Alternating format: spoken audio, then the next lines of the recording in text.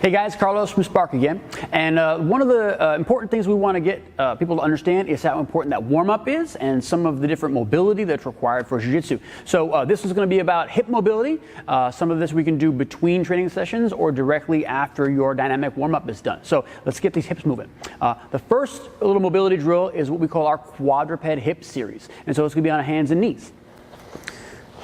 Very important setup at the hands are underneath the shoulders. They're not too wide. They're not in front of me. My hands are also in line with my knees. So my knees aren't super narrow and they're also not very wide. Okay, nice flat tabletop position. Notice the eye of my elbow is rotated forward. So I'm actually engaging some of these shoulder muscles. So you actually may feel this in the shoulders. So from here, the first movement is going to be that hip abduction. I'm going to try and get my belly button and my nose pointing straight to the ground. And I'm going to raise that hip to the side as far as possible. I'm not going to touch. I'm just going to come back down. Okay? I might do 5 or 6 of these. Then we're going to go in a big circle clockwise, scrubbing that hip joint, getting that femur to touch all the parts of my hip, okay? And then I might do 5 or 6 in the other direction, maintaining that strong shoulder position. Lastly, that hip extension. My heel to the ceiling. I'm not arching my back. I'm just keeping it nice and still. My hands and knee are heavy, going straight back. So that's our quadruped hip series, 5 or 6 on each leg after your dynamic warm-up.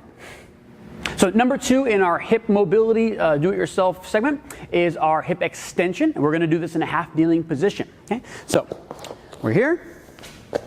I can have a hips width stance. I don't have to be too narrow, making sure that that back foot is mostly in line. If I have a problem with balance here, I can actually externally rotate or just bring that foot across my body to provide more balance and support. For right now, we're going to be straight.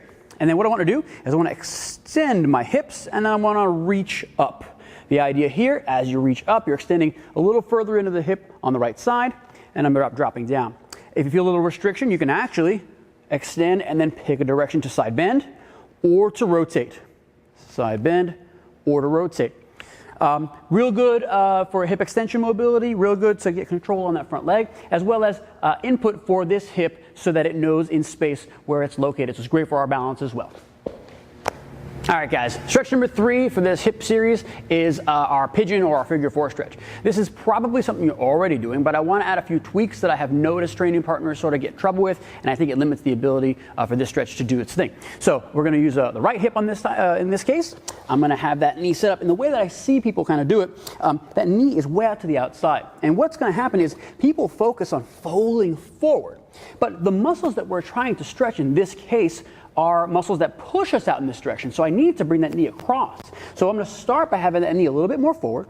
And then the goal of the stretch is not to fold down, but the goal of the stretch is to actually get to the other side of my knee. So I can use my shoulders. I can walk around. I can get lower once that knee is mostly on that side of my body. And I can get to that place where I find a little bit of tension. Okay, I come back off. I come a little bit around. I come a little lower. Maybe my elbow gets to the ground. That's fine. Okay, 2 or 3 reps. Each side, it's going to really augment the dynamic warm-up you're already doing and have you ready to roll anytime.